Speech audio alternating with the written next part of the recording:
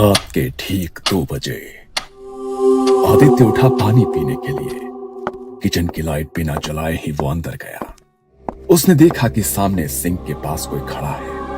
लाल कपड़े, खुले बाल, पीठ उसकी तरफ। उसने कांपते हुए कहा, संजना। जैसे ही उसने गर्दन घुमाई, वो संजना थी, उसकी मरी हुई बीवी। आज सुबह ही उसका अंतिम संस्कार हुआ था। यह पहली बार था जब आदित्य को समझ आया कि मृत्यु का मतलब ये नहीं कि कोई चला गया। कुछ लोग रुक जाते हैं क्योंकि मोह उन्हें बांध लेता है। स्थान देवगढ़, एक छोटा लेकिन शांति पहाड़ी कस्बा, जहां हर आवाज जंगलों में गूंजती है। देवगढ़ में पोस्टिंग के 2 साल बाद आदित्य मिश्रा की मुलाकात स्कूल की अध्यापिका संजना रावत से हुई। शुरुआत में बस कैजुअल बातें हुई, लेकिन धीरे धीरे उनकी मुलाकातें गहरी होती गई। कभी स्कूल मीटिंग्स, कभी टीचर्स एसोसिएशन की चाय पर चर्चा, और फिर वो चर्चाएं लंबी शामों में बदल गई। आदित्य को संजना की आंखों में एक ठहराव दिखता था, और संजना को आदित्य की बातों में वो सम्मान महसूस होता जो हर स्त्री अपने जीवन साथी से चाहती है। कुछ महीनों बाद आदित्य ने आखिरकार हिम्मत जुटाकर संजना से कहा, अगर मैं तुम्हारे साथ उम्र बिताना चाहूं तो क्या तुम मुझे अपनाओगी? संजना हल्की मुस्कान के साथ बोली, मैं पहले से ही तुम्हें अपना मान रही हूँ। लेकिन इस प्यार के रास्ते में एक सच था। श्रुति, संजना की छोटी बहन। श्रुति बहुत पढ़ी लिखी नहीं थी, लेकिन समझदार और सहज स्वभाव की लड़की थी। घर के बड़े बुजुर्गों ने पहले ही आदित्य और श्रुति के रिश्ते की बात पक्की कर दी थी। आदित्य ने कभी इस रिश्ते के लिए हाँ नहीं कहा, लेकिन उसने मना भी नहीं किया। आदित्य के दिल में सिर्फ संजना थी।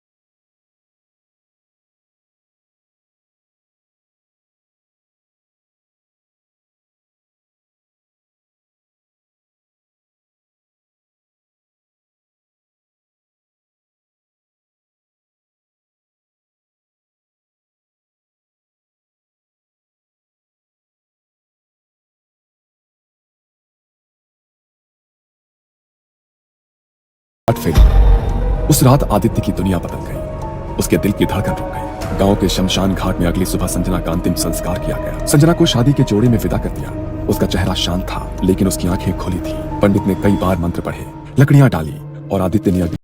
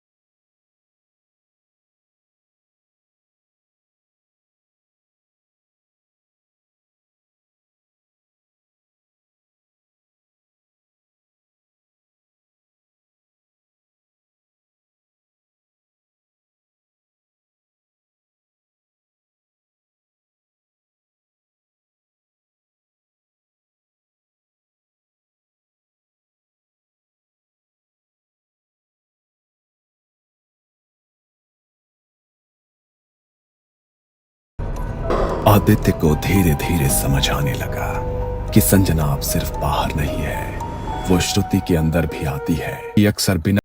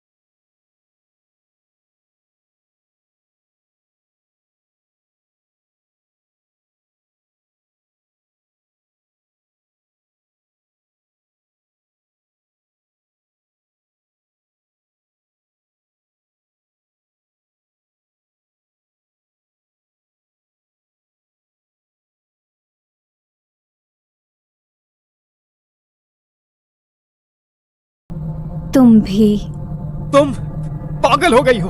पागल नहीं, तुमसे अलग होने के दर्द ने मुझे जिंदा रखा है आदित्य। लेकिन अब अगर तुम चाहते हो कि मैं श्रुति को ऐसे ही छोड़ दूं, तो तुम्हें मुझे कीमत देनी होगी। कीमत? कैसी कीमत? उसने अजीब और खतरनाक मांगे करना शुरू कर दिया। तुम्हें पवित्र तेल से दिया जलाना होगा और 7 रातों तक उसे कोई ना देखे, बस जलता रहे। उस मंदिर की मूर्ति लाकर दो जहां हमारी पहली मुलाकात हुई थी। और एक रात उसकी आवाज ठंडी और पत्थर जैसी हो गई। एक बलि चाहिए, बकरा नहीं या मुर्गा नहीं, इंसान। आदित्य डर के मारे कुछ कह नहीं पाता। वो जानता था अगर उसने मना किया तो शायद संजना श्रुति की जान ले लेगी। इसलिए उसने हर मांग पूरी करने की कोशिश की। तेल का बर्तन, मंदिर की मूर्ति, लेकिन हर बार एक मांग पूरी होते ही दूसरी और भी भयानक मांग सामने आ जाती। आखिरकार एक रात उसने तय किया कि वो अब चुप नहीं बैठेगी। गांव के बाहर पहाड़ी रास्तों के बीच एक पुराना आश्रम था जहां बाबा सुदर्शन नाथ रहते थे। कहते हैं कि बाबा ने कई खतरनाक आत्माओं को मुक्त किया है, लेकिन उनकी विधि आसान नहीं थी और हमेशा खतरे से भरी होती थी। आदित्य ने जैसे ही बाबा को अपनी पूरी कहानी सुनाई, अमावस्या के 2 दिन बाद बाबा शाम को आदित्य के घर आए। लिविंग रूम में एक गोल घेरा बनाया गया, चारों दिशाओं में दीपक रखे गए और बीच में हवन कुंड। श्रुति को घेरे के अंदर बिठाया गया। उसके माथे पर सिंदूर का गोला बनाकर बाबा ने काले तिल का तिलक लगाया।